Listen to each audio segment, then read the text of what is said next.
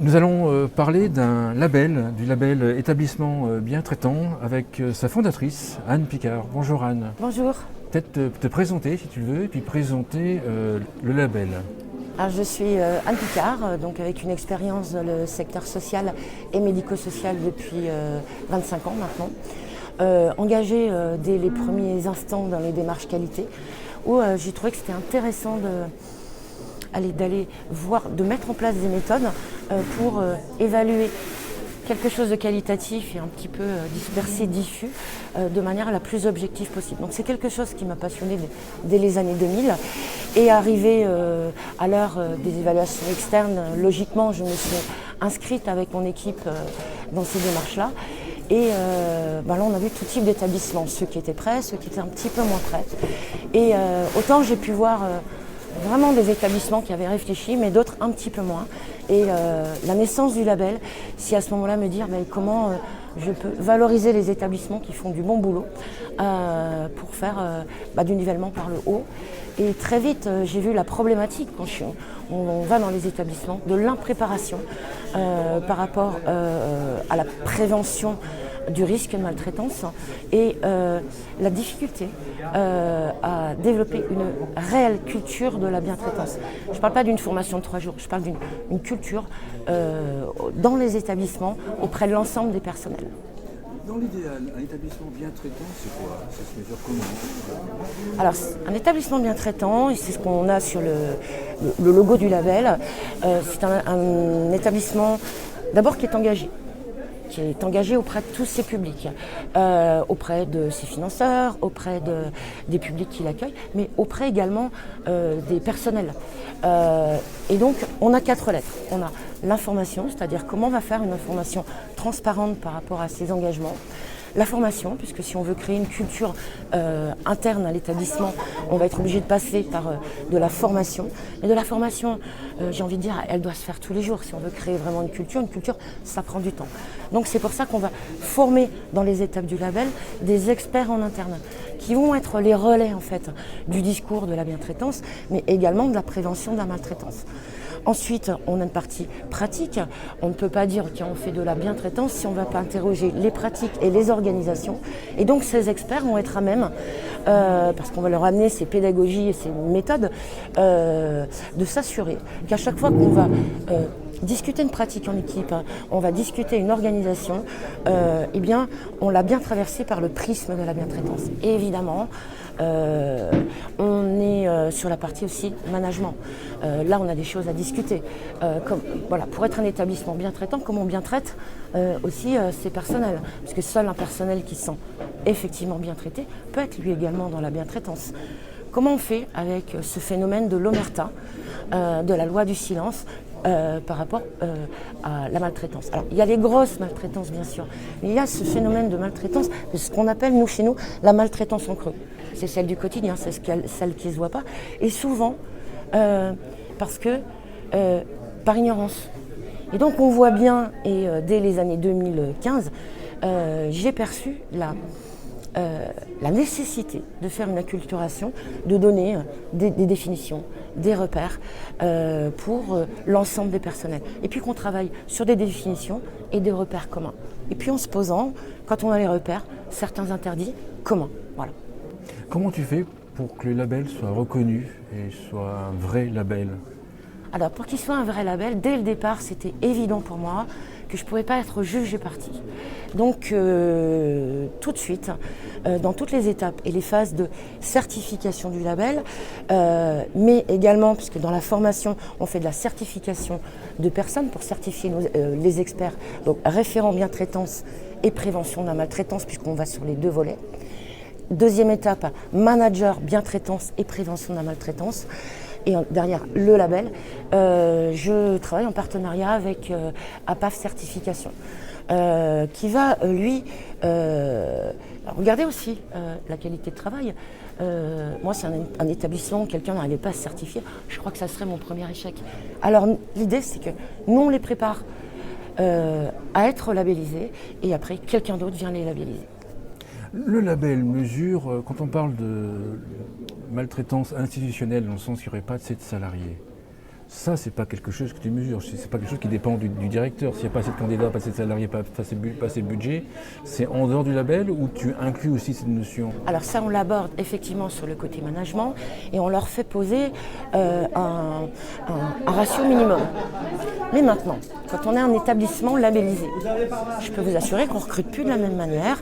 Il y a une inauguration qui est faite, on donne tout un pack de communication à l'établissement, être sur le côté management aussi. Comment on en parle de ce label et comment on le met en avant? Parce que l'idée, c'est de mettre en avant les bonnes pratiques, l'engagement dans les bonnes pratiques, l'engagement dans la prévention. Eh bien, on a vu dans les établissements que quand on fait une bonne communication là-dessus, on a moins de problèmes de recrutement parce qu'en fait, on a des candidatures spontanées qui arrivent. Et puis... Mais c'est important, ça c'est un bénéfice secondaire du label, c'est-à-dire qu'en fait, un établissement qui est labellisé, il communique et donc il attire naturellement à lui des salariés qui sont plus dans le, on va dire, j'allais dire dans le move, dans l'idéal éthique, et donc en fait derrière ils sont plus fidèles à l'établissement. Donc en fait il y a moins de turnover et moins d'absentéisme. On est vraiment dans nous on accompagne les établissements, donc on n'est pas dans un jugement, on est vraiment à leur côté. Donc en fait on est dans une réflexion extrêmement sereine finalement en étant comme ça à leur côté. S'il y a du turnover, eh bien, on va regarder du turnover ou de l'absentéisme, on va vraiment le regarder en face, en fait, avec la direction, puis on va essayer de comprendre, en fait, pourquoi il y en a. Et donc, on a également, si on travaille sur le management, on peut supposer qu'on va avoir des meilleures pratiques de management et qu'on va avoir moins de turnover, moins d'absentéisme. La bientraitance, on dit, c'est retourner au sens. Vous savez, les gens avec qui on travaille, moi ça fait 25 ans que je rencontre des gens tous les jours. Je n'ai jamais entendu un professionnel qui arrive le matin pour être un maltraitant.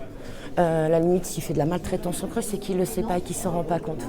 Donc donnons le repère, le sens. On a des gens de vocation, on a des gens de sens.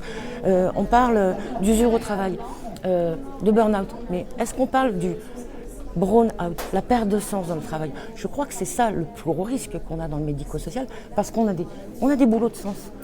Parfois, on a des boulots de sens qu'on a voulu quand on était très petit.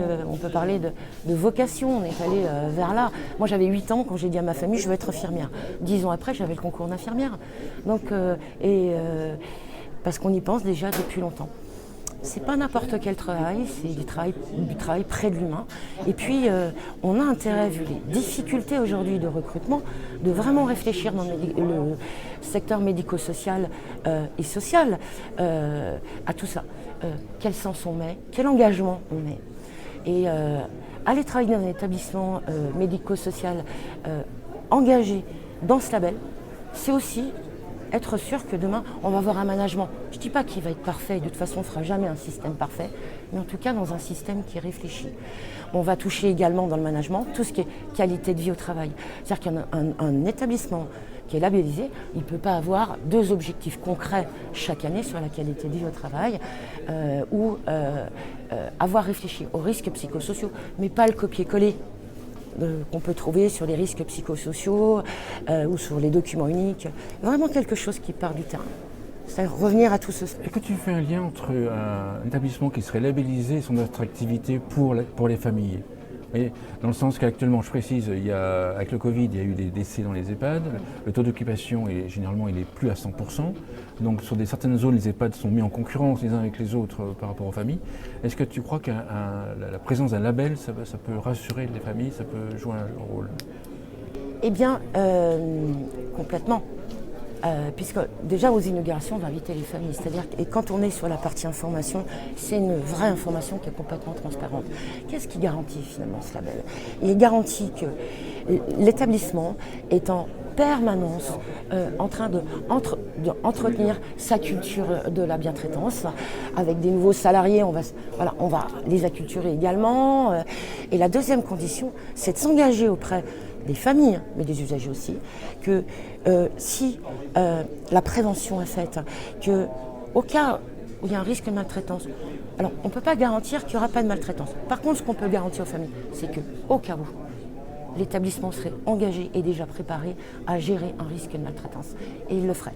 La seule raison pratiquement pour un établissement qui a le label et qui ne perdrait le label, c'est si il s'était effectivement engagé dans le label à faire de la prévention, de la gestion du risque, et qu'en fait, il ne l'est pas fait. Donc là, on n'hésiterait pas, la PAV ou moi, à prendre la décision d'enlever le label. Ensuite, avec l'action de la PAV, c'est-à-dire que la PAV donne le label pour 5 ans, et retourne dans l'établissement par des audits tous les 2 ans et demi pour s'assurer que cette dynamique est dans la pérennité. Et on a vu qu'un établissement qui est labellisé, l'effet sur les personnels, c'est qu'ils sont très fiers de leur label, ils n'ont pas envie de le perdre. Et en fait, je trouve que les établissements qui ont été les premiers qui ont été labellisés en 2016, aujourd'hui ils sont meilleurs en fait. Pourquoi ? Ça crée un cercle vertueux. Et puis, c'est fort comme engagement.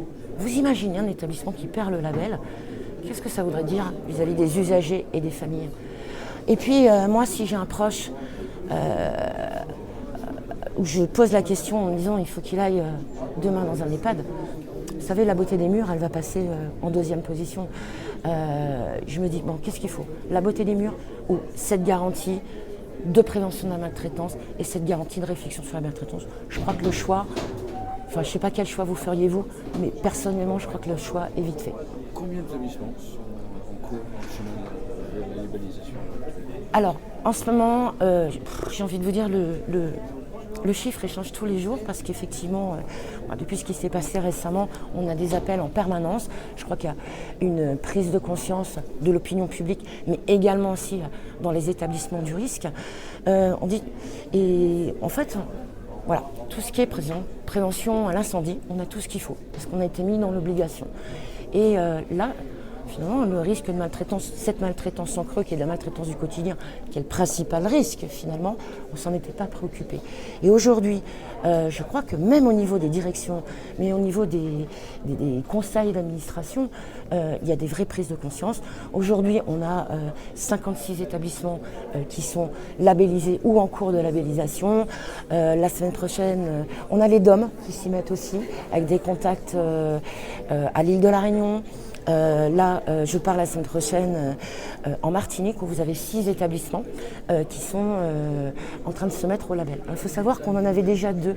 C'est-à-dire que l'intérêt de ce label, et c'est ce que je souhaitais finalement, c'est quand vous avez 2 établissements dans un territoire qui est labellisé et que ça se sait, les autres y vont également. Et là, c'est bien, c'est sain.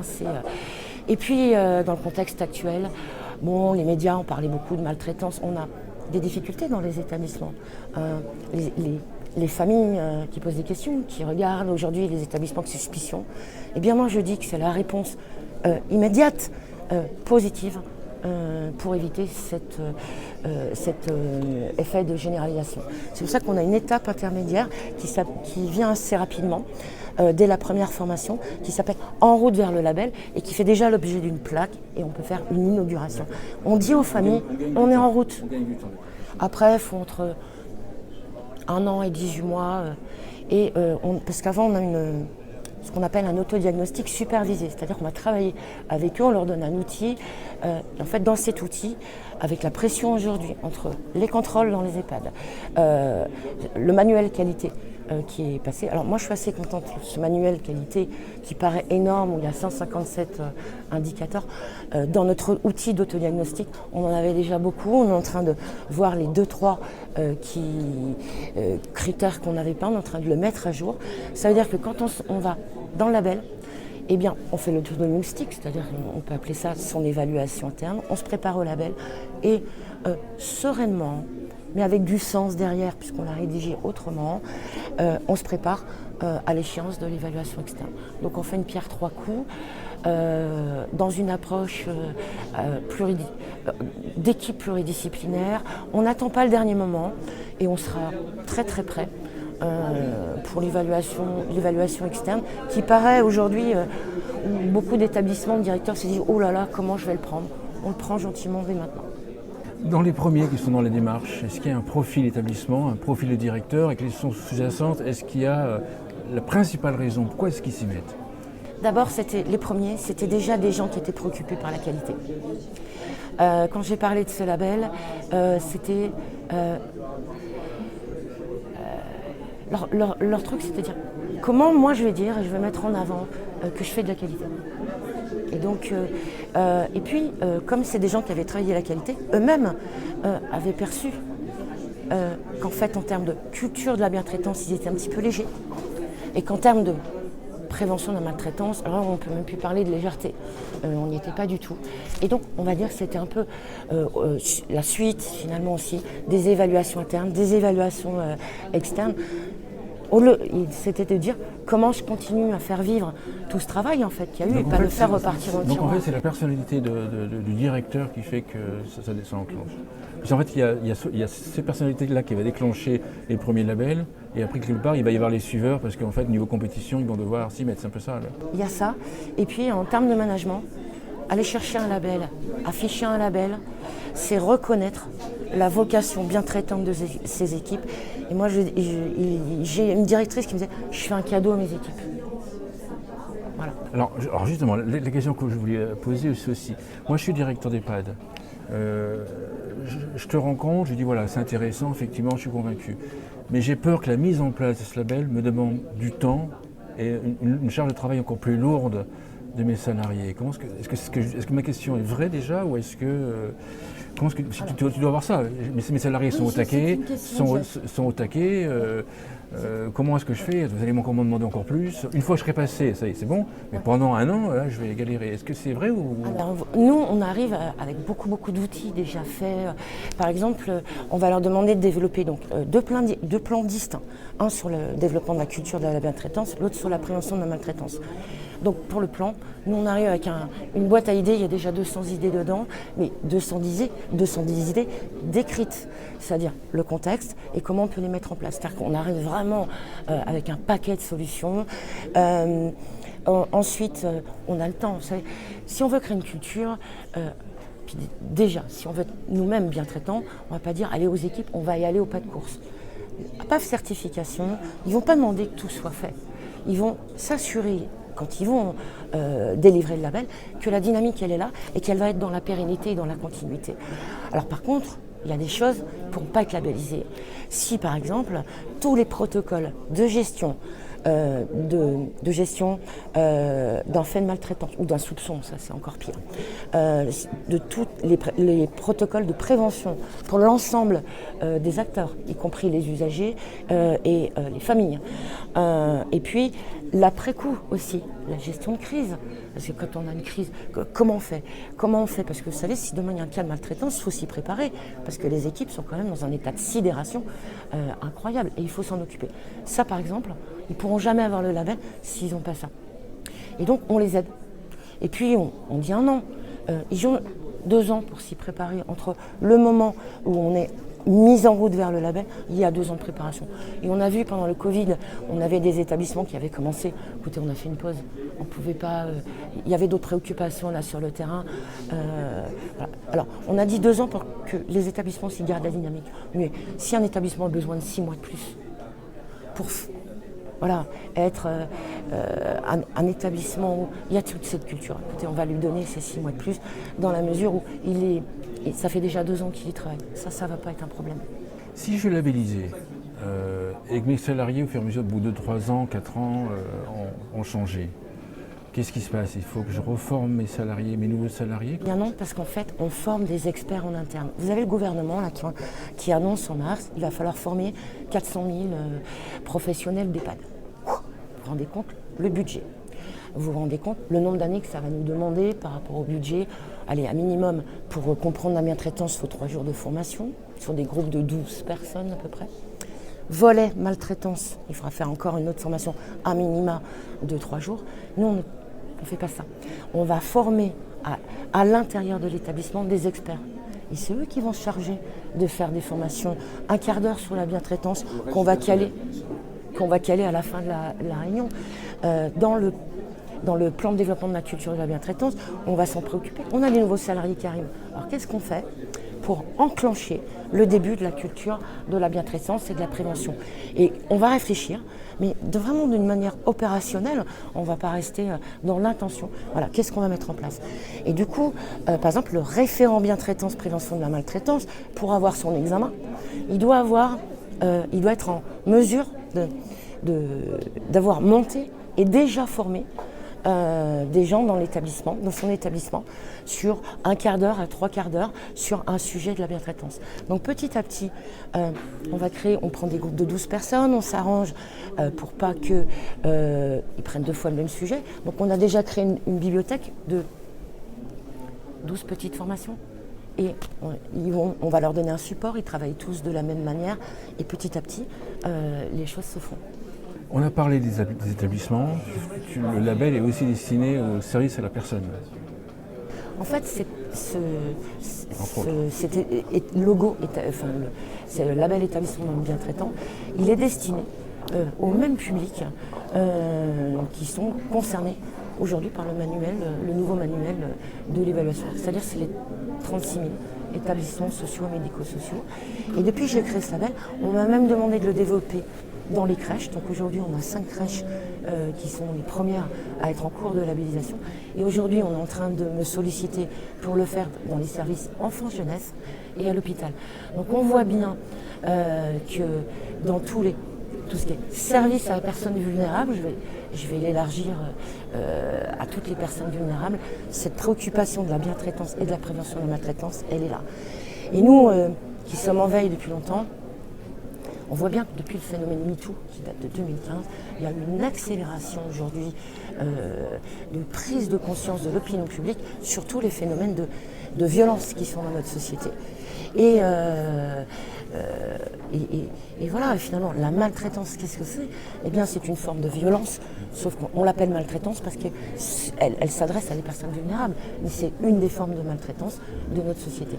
Et aujourd'hui, dans tous nos services à la personne vulnérable, que ce soit de 3 mois, puisqu'il y a 3 mois dans les crèches, jusqu'à la fin de la vie, on voit bien qu'il y a quelque chose qui ne va pas.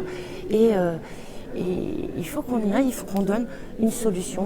Et nous, on arrive, alors je ne dis pas que je suis la solution avec le label, mais en tout cas, on est une solution extrêmement opérationnelle. On vient avec des méthodes, des outils, des pédagogies. On travaille depuis 2015 maintenant.